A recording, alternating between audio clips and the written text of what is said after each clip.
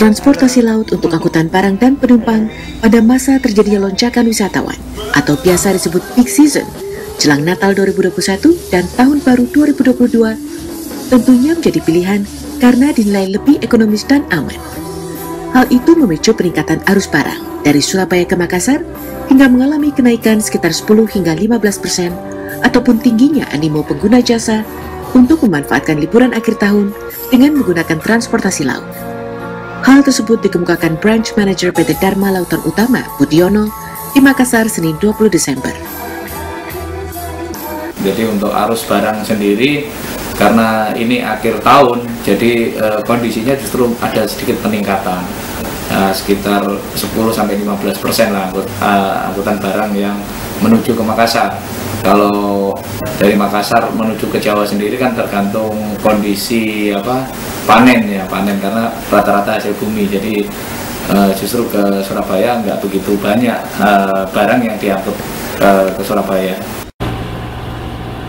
Sementara itu, pengguna jasa transportasi laut asal negara Prancis, John dan Gail mengaku senang naik kapal laut dari lokasi destinasi wisata di Pulau Selayar ke Makassar karena bisa lebih santai dibandingkan naik bus harus duduk sepanjang perjalanan kurang lebih 8 hingga 10 jam.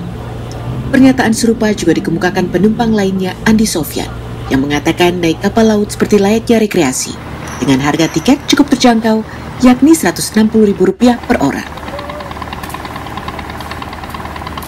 Nah, ini kapal bagus, saya suka karena bisa jalan dari Selayar, Pulau Selayar ke Makassar. Dan tidak ada pesawat, tidak apa-apa, bisa ke Makassar.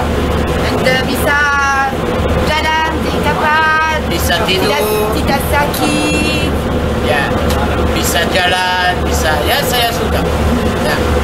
Saya juga tertarik dengan informasi yang mereka sampaikan bahwa dengan kapal ini sepertinya kita terasa dalam perjalanan itu.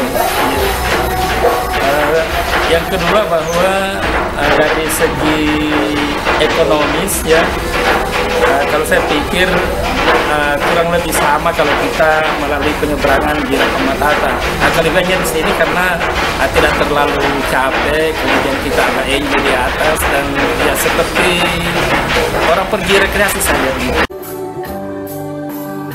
Kendati arus barang dan penumpang cukup mengalami peningkatan jelang Natal dan akhir tahun 2021, namun pihak pengelola kapal tetap mengetatkan pemberlakuan protokol kesehatan. Salah satunya dengan membatasi jumlah kapasitas penumpang, yakni 40% saja dari kapasitas muatan kapal.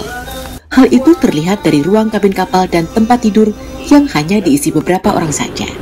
Dari Makassar, Sulawesi Selatan, Suryani Mapong, Ridwan Roka, Kantor Berita Antara, mewarta.